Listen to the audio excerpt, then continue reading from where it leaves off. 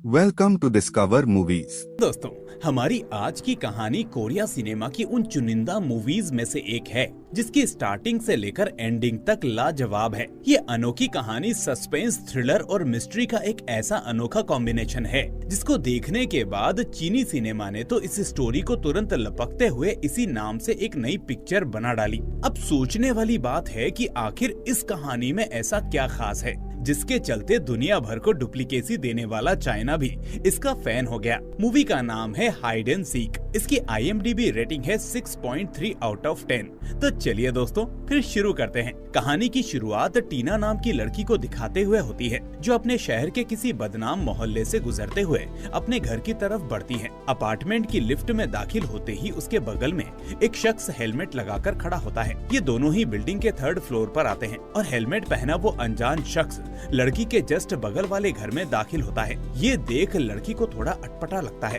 और वो जब अपने कमरे में पहुंचती है तो उसे और भी अजीब लगने लगता है। इस बात का जिक्र वो अपने बॉयफ्रेंड से फोन पर भी करती है और उसको बताती है कि कोई ना कोई उसकी गैर मौजूदगी में कमरे में दाखिल होता है और इसका पता लगाने के लिए उसने चोरी छुपे कैमरा भी लगा के रखा था। उसे शक है कि उसका हेलमेट पहना पड़ोसी ही इन सब के पीछे है। और तो और उसे आज किसी दूसरे इंसान का पहना हुआ कपड़ा भी अपने कमरे में मिला जिसे देखकर उसका शक यकीन में बदल जाता है और गुस्से में वो अपने पड़ोसी के रूम के बाहर जाकर जोर जोर से दरवाजा पीटने लगती है। पर कोई भी अंदर से दरवाजा नहीं खोलता तो झल्लाहट में टीना उसको धमकी देते हुए कहती है कि उसने अपने कमरे में कैमरा लगाया हुआ है जिसमें कि तुम रिकॉर्ड हो चुके हो और मैं पुलिस को बुलाने जा रही हूँ। ये कहकर टीना अपने कमरे में आकर रिकॉर्डिंग चेक करने लगती है। तभी कोई उसके दरवाजे पर दस्तक देता है। डोर ओपन करने पर उसे किसी दूसरे पड़ोसी की छोटी बच्ची दिखाई देती है जिसकी एक आंख पर पट्टी बंधी हुई थी। वो उससे थोड़ी बहुत बातें करती है और फिर अपने कमरे में वापस आ जाती है। इस फुटेज में वो देखती है कि जब वो अपने कमरे से अभी बाहर गई थी तो हेलमेट वाला शख्स कमरे के अंदर आया था, यानी कि अभी वो उसी कमरे में मौजूद है। और जैसे ही पीछे मुड़कर वो देखती है तो वो अनजान आदमी उसके पीछे ही खड़ा होता है जिसे देखकर टीना अचानक से डर जाती है और इससे पहले कि वो कुछ समझ पाती वो आदमी अपने पास से एक रॉड निकालकर सीधे उसके सर पर मारता है जिससे पलक झपकते ही उसकी मौत हो जाती है। पिछले कुछ महीनों में इस तरह की घटनाएं काफी ज्यादा बढ़ चुकी थी लेकिन पुलिस को इन वारदातों का हल्का सा भी अंदाजा नहीं है। जिसके बाद कहानी सियोल सिटी के एक पॉश इलाके की तरफ शिफ्ट होती है जहां हम एक बड़ी बिल्डिंग के एक आलीशान फ्लैट में जी चैन को अपनी पत्नी चाओ और 2 बच्चों के साथ खुशी खुशी जिंदगी जीते हुए देखते हैं। जी चैन शहर के छोटे से कैफे का मालिक होता है जिसके सामने आए दिन एक भिखारी डेरा डालकर बैठा रहता है। वैसे तो जी चैन को उस आदमी से कोई दिक्कत नहीं, लेकिन उसके द्वारा फैलाई गई गंदगी से उसे बेचैनी होती है और इसका कारण जी चैन को हुई ऑब्सेसिव कंपल्सिव डिसऑर्डर नाम की एक विचित्र बीमारी है। यही वजह थी कि उसे छोटी सी छोटी गंदगी भी बिल्कुल मंजूर नहीं होती और वो अपने आसपास हर चीज को साफ सुथरा रखना पसंद करता है। यहाँ तक कि कभी कभार तो उसे गंदगी के ऐसे इल्यूजन आते हैं जो हकीकत में वहाँ होते ही नहीं। हैरत की बात यह है कि इन सब के पीछे एक गहरा राज है जिसका खुलासा कहानी के आखिर में होगा। एक रोज जब जी चैन अपने काम में व्यस्त होता है तभी उसे फोन आता है जहाँ उससे पूछा जाता है कि क्या वो यूटाई को जानता है। जी चैन कहता है कि क्या हुआ। वो व्यक्ति बताता है कि मैं उसका मकान मालिक बोल रहा हूँ। कई दिनों से वो गायब चल रहा है, ना तो उसने कोई किराया दिया है और ना ही घर पर है। यूटाई जी चैन का वो भाई है जिसने उससे ना जाने कितने सालों से मुलाकात नहीं की है और ना ही कभी इस बारे में सोचा था। आज वो अपना मेल चेक करता है तो उसे यूटाई का एक मैसेज मिलता है जिसमें उसने लिखा था कि माँ के गुजर जाने के बाद उसे काफी अकेलापन लगने लगा है, क्या वो उससे एक बार मिल सकता है। जी चैन वैसे तो अपने भाई को बिल्कुल भी पसंद नहीं करता था लेकिन आज ना जाने क्यों उसे उसकी फिक्र हो रही थी और फिर अपनी फैमिली फोटो को देखते हुए वो अतीत में चला जाता है और हमें मालूम पड़ता है कि जी चैन एक अनाथ बच्चा था जिसको यूटाई के माता पिता ने अडॉप्ट किया था। यूटाई को बचपन से गंभीर बीमारी थी जिसके कारण उसके पूरे शरीर में दाने निकले थे। इसी वजह से कोई भी बच्चा उसके साथ खेलता नहीं था, इसलिए उसके माता पिता ने जी चैन को गोद लिया था ताकि यूटाई को जी चैन के रूप में एक दोस्त और भाई मिल सके। लेकिन जी चैन जब पहली बार यूटाई को देखता है तो वो उसे बिल्कुल भी पसंद नहीं आता। कहानी अब प्रेजेंट में आती है और हम देखते हैं कि जी चैन की रात में आंखें खुलती हैं और वो वॉशरूम जाता है। जब जी चैन वॉशरूम से आ रहा होता है तो किचन में एक शख्स फ्रिज से कुछ निकाल कर खाता हुआ नजर आता है। इस आदमी के पूरे शरीर में जख्म थे और ये बहुत ही गंदा नजर आ रहा था। उसे पहचानते देर नहीं लगती कि ये उसका भाई यूटाई है। युटाई उसे पकड़ने के लिए जैसे ही अपना हाथ आगे बढ़ाता है, जिचैन का सपना टूट जाता है। जिचैन को अपने भाई से जुड़े ऐसे सपने आए दिन आया करते थे, जिसको लेकर वो लगातार परेशान रहता था। अगली सुबह वो अपने परिवार के साथ अपने माता पिता की कब्र के पास जाता है और वहाँ प्रार्थना करने के बाद केयरटेकर से पूछता है कि क्या उसका भाई युटाई कभी यहाँ आया था, मगर वो ना में जवाब देता है। और तो और युटाई का नाम सुनकर वो काफी अजीब सा मुंह बनाता है, जिससे हमें साफ साफ समझ में आ जाता है कि वो भी उसे पसंद नहीं करता था। रास्ते में चाओ अपने पति जिचैन से पूछती है कि युटाई कौन है, तुमने जब से उसका नाम सुना है तब से इतना परेशान क्यों हो। चाओ के इन सवालों से हमें मालूम पड़ता है कि उसे भी युटाई के बारे में कुछ भी पता नहीं है। तभी जिचैन अपनी गाड़ी मोड़कर सीधे युटाई की बिल्डिंग के पास लगा देता है, क्योंकि मकान मालिक ने कल ही उसको फोन करके उसके सारे सामान को लेकर जाने के लिए कहा था। यहाँ हम देखते हैं कि ये वही बदनाम मोहल्ला है जिसे हमने फिल्म की शुरुआत में देखा था। और तो और ये अपार्टमेंट भी वही होता है जहाँ पर टीना को उस हेलमेट वाले इंसान ने मारा था। जिचैन को मकान मालिक बताता है कि युटाई 2 साल पहले यहाँ रहने के लिए आया था। फिर घर का दरवाजा खोलकर वो वहाँ चला जाता है। जिचैन जैसे ही घर के अंदर दाखिल होता है तो उसे हर तरफ चीजें बिखरी हुई मिलती हैं। वहाँ इतनी गंदगी होती है कि उसे अपनी नाक बंद करनी पड़ती है। उसे ड्रॉअर में रखे लेडीज के कपड़े भी दिखते हैं। जिसके बाद में वो मकान मालिक को फोन करके पूछता है कि क्या उसके भाई के साथ कोई लड़की भी रहती थी। मकान मालिक कहता है कि मुझे इसका कोई अंदाजा नहीं। फिर वो पड़ोस के लोगों से अपने भाई के बारे में पूछताछ करने लगता है, मगर सब इतना डरे हुए थे कि कोई भी उससे बात करने को तैयार नहीं था। इसी बीच जिचैन की नजर अपार्टमेंट के घरों की दीवारों पर जाती है, जिस पर एक खास निशान बना हुआ था, जो कि ये बयां कर रहा था कि हर घर में कितने आदमी, महिलाएं और बच्चे रहते हैं, जिन्हें देखकर अभी भी समझ में नहीं आ रहा था कि आखिर ये निशान यहाँ क्यों लगाए गए हैं। वहीं दूसरी तरफ कार में बैठे जिचैन के बच्चे अपनी माँ से बाहर खेलने की जिद करने लगते हैं। फोन में बिजी होने की वजह से चाओ उन्हें खेलने की परमिशन दे देती है, लेकिन कुछ देर बाद जब फोन कट होता है तो वो देखती है कि बाहर बच्चे दिखाई नहीं दे रहे। चाओ उन्हें हर तरफ ढूंढती है, मगर वो कहीं नजर नहीं आते। फिर अचानक जब वो अपनी कार की तरफ मुड़ती है तो देखती है कि एक पागल इंसान ने उसके बच्चों को कार में बंद करके रखा है। वो उसे दरवाजा खोलने को कहती है, मगर वो नहीं खोलता। इसी बीच मिंग नाम की एक महिला वहाँ आकर उस आदमी को इलेक्ट्रिक शॉक से डराती है, जिसके बाद वो कार से निकलकर भाग जाता है। तब तक जिचैन भी वहाँ पहुँच चुका था। वो लोग उसका शुक्रिया अदा करते हैं और फिर ये महिला उन्हें अपने घर लेकर जाती है। मिंग के साथ उसकी बेटी रिया भी होती है, जिसकी एक आंख पर पट्टी बंधी हुई थी। जिचैन की उसकी घर पर नजर पड़ती है तो वो काफी साफ सुथरा और पूरे अपार्टमेंट का सबसे बड़ा घर नजर आ रहा था। मिंग उन लोगों की अच्छी खासी मेहमान नवाजी करती है और खाने के लिए काफी कुछ बनाती है, और फिर वो उनसे वहाँ आने की वजह पूछती है तो जिचैन उससे अपने भाई युटाई का जिक्र करता है, और ये नाम सुनकर मिंग गुस्से से लाल पीली हो जाती है और उन्हें फौरन अपने घर से बाहर निकाल देती है। साथ ही साथ जाते जाते जिचैन को हिदायत भी देती है कि उसे अपने भाई को समझाना चाहिए। वो दिन रात मुझ पर और मेरी बेटी पर नजर रखता है। उस घटिया आदमी के चलते मेरी रातों की नींद हराम हो चुकी है। जिचैन को कुछ भी समझ में नहीं आता है कि आखिर उसका भाई कहाँ है और ये महिला उसके बारे में कैसी बातें कर रही है। वो कुछ दिन यहीं पर रहकर अपने भाई को ढूंढने का फैसला करता है और अपनी पत्नी चाओ को बच्चों को लेकर घर जाने को कहता है। अब जिचैन युटाई के घर में रहना शुरू कर देता है और एक रोज उसे महसूस होता है कि कोई घर में है,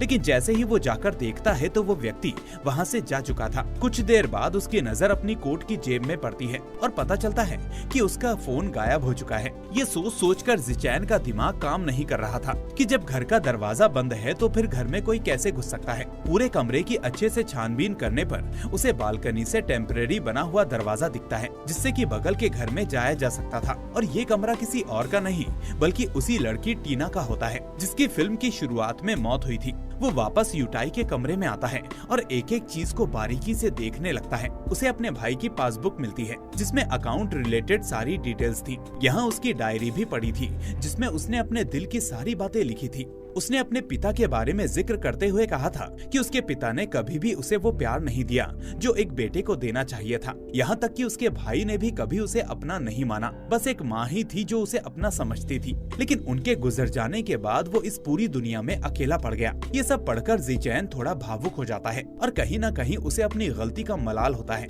उधर चाओ अपनी बेटी को लेकर स्कूल से आती है तो लिफ्ट में हम उसी हेलमेट धारी शख्स को देखते हैं। चाओ जिस फ्लोर का बटन दबाती है वो आदमी उससे एक फ्लोर ऊपर का बटन दबाता है। काले काले कपड़े, ऊपर से हेलमेट और हाथ में बिन मौसम छाता देखकर चाओ की बेटी अपनी माँ से कहती है कि जब बारिश का मौसम ही नहीं है तो ये आदमी छाता क्यों लिया हुआ है। लेकिन चाओ उसके सवाल का जवाब न देकर शांति से अपने अपार्टमेंट की तरफ बढ़ती है। जब चाओ अपार्टमेंट के लॉक को ओपन कर रही होती है तो ये हेलमेट वाला आदमी दूर से उसका पिन कोड देख रहा होता है। अगले रोज बिल्डिंग का वॉचमैन चाओ को फोन करके कहता है कि उसके नाम पर कोई पार्सल आया हुआ है, और जब चाओ नीचे आकर उस पार्सल को देखती है तो पूरा का पूरा डिब्बा खाली था। वहीं दूसरी तरफ ज़िचैन को अपने भाई यूटाई की पासबुक एंट्री करने के दौरान मालूम पड़ता है कि उसके डेबिट कार्ड को आखिरी बार कुछ ही समय पहले ज़िचैन के घर के बाहर ही यूज किया गया था, जिससे साफ साफ समझ में आ रहा था कि यूटाई उसके घर के आसपास ही है। ज़िचैन फौरन अपनी पत्नी चाओ को फोन करके कहता है कि जब तक मैं घर ना आ जाऊं तब तक तुम लोग बाहर मत निकलना। इसी दौरान चाओ की बेटी का उसके पास फोन आता है और वो उसे बताती है कि कोई घर के बाहर खड़ा होकर जोर जोर से दरवाजा पीट रहा है। तो चाओ उसे समझाती है कि चाहे कुछ भी हो जाए मेरे वापस आने तक दरवाजा मत खोलना। अचानक दरवाजे का शोर बंद हो जाता है तो चाओ का बेटा दरवाजे के पास झांकने की कोशिश करता है और तभी वो आदमी नीचे के लेटर बॉक्स से उसका पैर पकड़ लेता है। वो उसे अपनी तरफ घसीट ही रहा होता है कि तभी चाओ आ जाती है और उन दोनों के बीच अच्छी खासी झड़प होती है। लेकिन बच्चों के जोर जोर से चिल्लाने की वजह से बगल का पड़ोसी वहाँ आ जाता है, जिससे डरकर हेलमेटधारी इंसान भाग जाता है। थोड़ी ही देर बाद ज़िचैन घर पहुँचता है तो उसे सब कुछ मालूम पड़ता है। पुलिस को इन्फॉर्म किया जाता है। सीसीटीवी फुटेज खंगालने में उसे वो हेलमेटधारी इंसान मिलता है, मगर वो कौन था इसका पता अभी तक चल नहीं पाया था। हालांकि ज़िचैन को इन सब के पीछे अपने भाई यूटाई का हाथ लगता है। इसके बाद ज़िचैन अपने वकील से मिलने के लिए जाता है और पूछता है कि क्या यहाँ पर मेरा भाई आया था। वकील बताता है कि हाँ, कुछ दिनों पहले यूटाई यहाँ आया था। उसका मानना था कि परिवार की संपत्ति में उसको भी हिस्सा मिलना चाहिए क्योंकि वो उनकी असली संतान है। पर यूटाई के माता पिता ने अपनी सारी जायदाद बिना सोचे समझे अपने गोद लिए बेटे ज़िचैन के नाम कर दी थी और शायद इसी बात से वो खफा है। वहाँ से निकलने पर ज़िचैन के कानों में किसी बच्चे की गुनगुनाहट की आवाज आती है जो उससे कह रहा होता है कि तुमने मेरे साथ ऐसा क्यों किया, मैं तो तुम्हें अपने भाई की तरह मानता था। इस बीच ज़िचैन के जहन में अपने बचपन की घटना याद आ जाती है जहाँ पर एक लड़की ने यूटाई पर झूठा आरोप लगाया था कि उसने उसके साथ कुछ गलत किया है, पर पता नहीं लग पा रहा था कि आखिर सच कौन बोला। इसीलिए हकीकत जानने के लिए वहाँ मौजूद ज़िचैन से पूछा गया, जिस पर उसने यूटाई के खिलाफ गवाही दी। हालांकि ज़िचैन अच्छे से जानता था कि उसके भाई ने ऐसा कुछ भी नहीं किया, पर माँ बाप की नजरों में यूटाई को गिराने के लिए ज़िचैन ने ये काम किया था। उस दिन यूटाई को कुछ न करने पर भी अपने पिता से काफी मार पड़ी थी और फिर उन्होंने उससे कभी भी बात करने की कोशिश नहीं की। इस घटना के बाद से ज़िचैन को अब तक अपने भाई के वही डरावने सपने आते रहते हैं, क्योंकि कहीं न कहीं उसे मालूम था कि इसमें उसकी पूरी गलती है। इसके बाद जब वो घर आता है तो अपने दरवाजे पर वही निशान देखता है जो कि यूटाई के अपार्टमेंट के सभी लोगों के घर के बाहर बने हुए थे, जिससे कि ये मालूम पड़ सके कि किसके घर में कितने लोग हैं। और तो और अब यही निशान सिर्फ उसके ही घर पर नहीं बल्कि बिल्डिंग के सभी घरों के बाहर लग चुके थे। इसी रात ज़िचैन के सपने में यूटाई आता है और वो ज़िचैन का गला दबाने लगता है, पर अचानक उसकी नींद खुल जाती है और वो वॉशरूम जाकर अपने हाथों को इतनी तेजी से धोने लगता है कि उसमें से खून निकलने लगता है। बाथरूम से बाहर आने पर वो देखता है कि उसकी पत्नी के बगल में यूटाई लेटा है। इसके बाद ज़िचैन डंडा लेकर उस पर हमला करने लगता है और फिर पूरे कमरे में तोड़फोड़ मचा देता है, पर हकीकत में वहाँ पर कोई था ही नहीं। ये सब खुराफात सिर्फ और सिर्फ ज़िचैन के दिमाग में चल रही थी, जिससे डरकर उसकी पत्नी चाओ अपने बच्चों को लेकर अपनी माँ के घर चली जाती है। गुस्से में अगले दिन ज़िचैन एक गोल्फ स्टिक लेकर यूटाई को मारने के लिए उसके अपार्टमेंट में पहुंचता है, लेकिन वहां कोई नहीं होता। इसीलिए अब उसी शॉप के बाहर जाकर वो इंतजार करने लगता है जहां से यूटाई ने सबसे ज्यादा शॉपिंग की थी। थोड़े बहुत इंतजार के बाद आखिरकार वो उसके हाथ लग जाता है और वो उस हेलमेटधारी आदमी का पीछा करने लगता है, लेकिन जल्द ही उस आदमी को समझ में आ जाता है कि कोई उसका पीछा कर रहा है।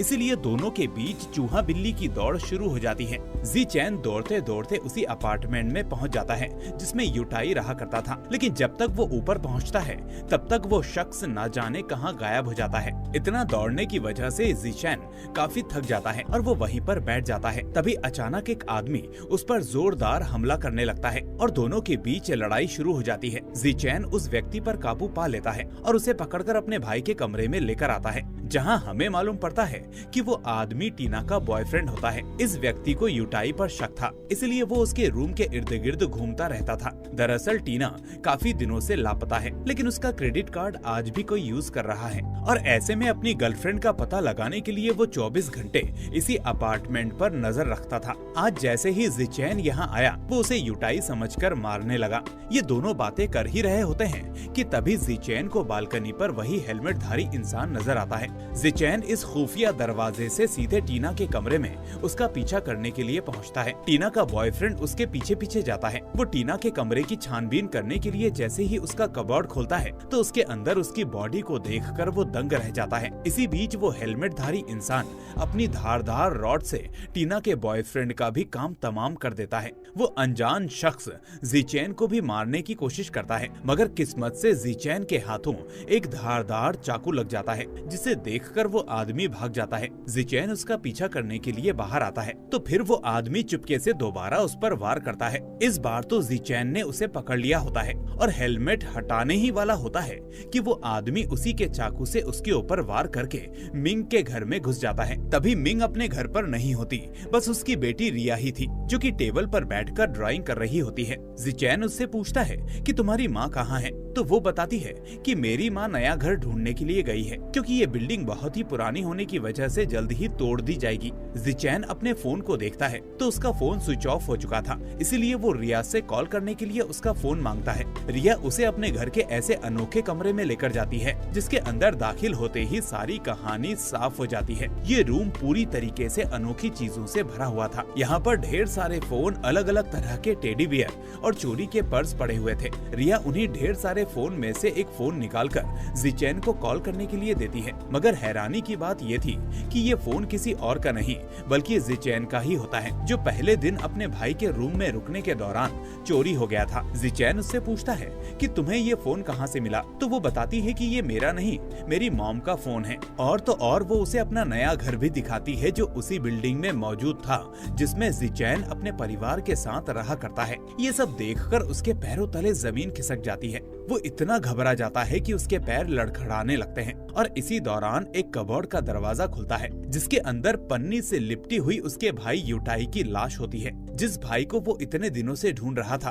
और जिसे वो अपने परिवार का खतरा समझ रहा था। दरअसल वो तो बेचारा ना जाने कब का मर चुका था। इसलिए उस दिन मिंग ने जिचैन को बोला था कि अपने भाई को समझाओ कि वो मुझ पर और मेरी बेटी पर नजर ना रखे, क्योंकि उसने यूटाई की लाश को इसी घर में छुपाकर जो रखी थी। इसी बीच वो हेलमेटधारी इंसान पीछे से आकर अपनी रॉड से जिचैन पर वार करता है, जिसके साथ ही हमारी कहानी का खुलासा होता है कि इन सब के पीछे मिंग है। यहाँ तक कि अपार्टमेंट में जितने भी मर्डर हुए थे उन सबको उसी ने अंजाम दिया था। वो एक तरह की पागल हत्यारिन है जिसे लोगों का घर और उनके सामान हथियाने का ऑब्सेशन है। यानी कि अगर उसे कुछ भी पसंद आ गया तो ये समझिए कि वो उसका होना ही चाहिए, फिर चाहे इसके लिए किसी का खून ही क्यों ना बहाना पड़े। वो जिचैन का फोन और वॉलेट निकालकर अपनी बेटी को वहाँ से लेकर चली जाती है। वहीं दूसरी तरफ हम चाओ को देखते हैं जो अपने बच्चों को लेकर वहाँ से अमेरिका जाने की तैयारी कर रही थी। उधर मिंग जिचैन से लूटे हुए पैसों से अपनी बेटी को खाने पीने की चीजें दिलाते हुए जिचैन की बिल्डिंग में पहुँचती है। घर से जाते जाते चाओ जिचैन को कॉल लगाती है, लेकिन उसका फोन नहीं उठता क्योंकि फोन तो मिंग के पास था। पार्किंग में चाओ को याद आता है कि वो अपनी बेटी की दवाइयाँ भूल गई है, इसीलिए वो अपने दोनों बच्चों को कार में अकेला छोड़कर वापस फ्लैट में जाती है। अब तक जिचैन भी होश में आ जाता है और सामने पड़ी अपने भाई की लाश को देखकर उससे रो रो कर माफी मांगता है। वहीं फ्लैट में पहुंचकर जब चाओ अपनी बेटी की दवाइयाँ ढूंढ रही होती है तभी उसके पास जिचैन का कॉल आता है जो उसे बताता है कि ये सब कुछ उसके भाई ने नहीं किया है, वो तो मर चुका है। इन सब के पीछे यूटाई के बगल में रहने वाली मिंग है जो कि एक साइको किलर है। तुम फौरन पुलिस को कॉल करके बच्चों को लेकर जल्दी से जल्दी वहाँ से भाग जाओ। अब डरी सहमी चाओ वहाँ से जाने लगती है कि तभी उसे किचन में कुछ सामान देखने को मिलता है जो कि उसका नहीं होता और अचानक से पीछे से मिंग उसके सिर पर रॉड मारकर उसे वहीं बेहोश कर देती है और वापस से घर की साफ सफाई में लग जाती है, क्योंकि मिंग के हिसाब से अब यही उसका नया घर था। काफी देर इंतजार करने के बाद जब चाओ पार्किंग में वापस नहीं आती तो बच्चे अपनी माँ को फोन लगाते हैं, लेकिन फोन मिंग उठाती है और वो समझ जाती है कि वो दोनों बच्चे पार्किंग में हैं। मिंग तुरंत नीचे पार्किंग में जाती है और उन लोगों से कार का दरवाजा खोलने के लिए कहती है, लेकिन जब बच्चे देखते हैं कि उस औरत ने उनकी माँ का कोट पहना हुआ है तो वो समझ जाते हैं कि जरूर कुछ गड़बड़ है और गेट खोलने से मना कर देते हैं, जिससे गुस्से में आकर मिंग बच्चों से कहने लगती है कि ये मेरी कार है, तुम लोग यहाँ से बाहर निकलो। अचानक मिंग को चाओ की पहनी कोट में कार की चाबी मिल जाती है और वो एक हल्की सी मुस्कुराहट के साथ कार का दरवाजा खोल देती है। अब उसका अगला शिकार वो दोनों बच्चे होने वाले थे, लेकिन तभी मौका पाकर दोनों बच्चे वहाँ से भाग जाते हैं। मिंग भी उन्हें मारने के लिए उनके पीछे पीछे भागती है। इसी बीच ज़िचैन भी वहाँ पहुँच जाता है और अपने बच्चों को ऐसे भागते हुए देखकर समझ जाता है कि उसके बच्चे क्यों भाग रहे हैं। बच्चे अकलमंदी दिखाकर लिफ्ट से वहाँ से निकल जाते हैं और सीधे अपने फ्लैट में चले जाते हैं। ज़िचैन भी सीढ़ियों से फ्लैट तक पहुँचता है और दरवाजा खोलने के लिए कहता है, लेकिन बच्चे डर के मारे दरवाजा नहीं खोलते।